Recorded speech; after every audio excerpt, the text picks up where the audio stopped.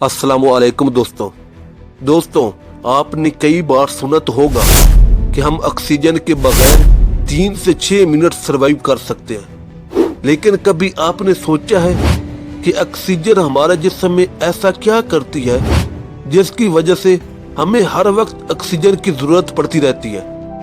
आज मैं आपको बताऊंगा कि ऑक्सीजन हमारे जिस्म में दाखिल होने से लेकर आखिर तक करती क्या है। चले शुरू करते हैं। देखें, हमारे इर्द गिर्द इन्वायरमेंट में 21% ऑक्सीजन होती है। हम वहां से ऑक्सीजन मुंह और नाक के जरिए अंदर ले जाते हैं और ये ऑक्सीजन लंग्स यानी फेफड़ों तक पहुंचती है। वैसे यहाँ तक का तो तकरीबन सबको पता है कि फेफड़ों तक ऑक्सीजन कैसे पहुंचती है। अब यहाँ फेफड़ों के अंदर एक बहुत अहम जगह होती है जिसे हम कहते हैं एलोविलाई। यहाँ ऑक्सीजन हवा से निकलकर यानी ऑक्सीजन के साथ और भी गैसेस अंदर आई होती हैं, वहां से निकलकर ब्लड में दाखिल होती है। लेकिन ये ऑक्सीजन ऐसे ही खून में नहीं तैरती, बल्कि ये सीधा जाकर रेड ब्लड सेल्स की हीमोग्लोबिन के साथ बाइंड हो जाती है और फिर बनता है ऑक्सीजनेटेड ब्लड। अब ये ऑक्सीजनेटेड ब्लड फेफड़ों से निकलकर दिल तक पहुंचता है और फिर दिल इस ऑक्सीजनेटेड ब्लड को पूरे जिस्म में पंप कर देता है।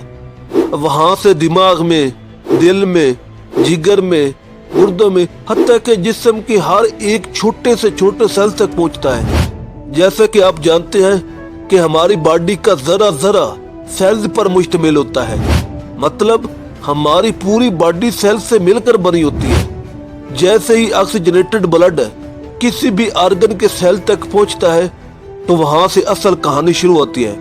अब हर सेल के अंदर एक पावर हाउस होता है जिसे हम कहते हैं माइटोकॉन्ड्रिया। यही वो जगह है जहां ऑक्सीजन अपना असल काम करती है। ये प्रोसेस 3 स्टेप्स में होता है। पहला स्टेप ग्लाइकोलाइसिस। ये स्टेप साइटोप्लाज्म यानी सेल के बाहर वाले हिस्से में होता है।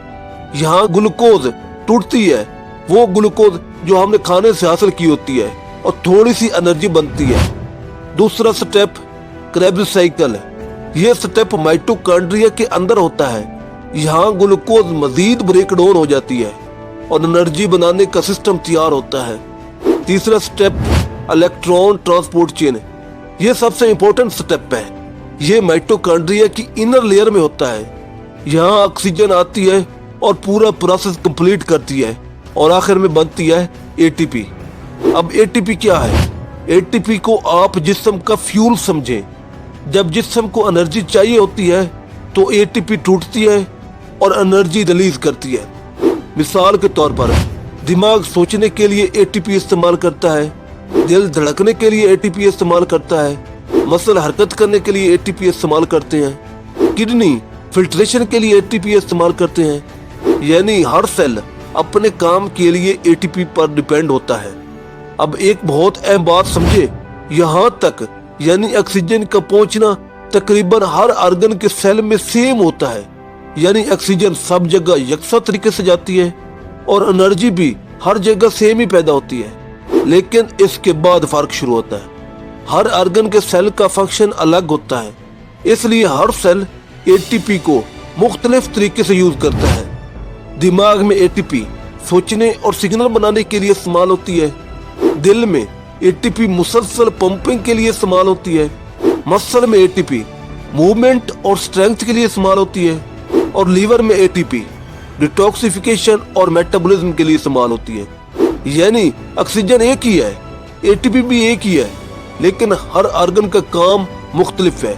और यही वो हिडन सिस्टम है जिसकी वजह से हमारा जिस्म जिंदा रहता है और कंटिन्यूअसली काम करता रहता है।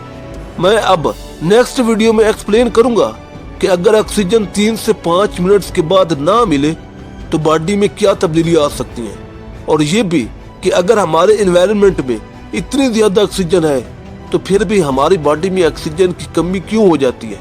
तब तक इस वीडियो को लाइक करें, दोस्तों के साथ शेयर करें और चैनल को सब्सक्राइब कर लें ताकि ऐसी वीडियोस का नोटिफिकेशन आपको मिलता रहे। और जाते जाते कमेंट्स में बता दें कि इस वीडियो से आपने क्या सीखा है।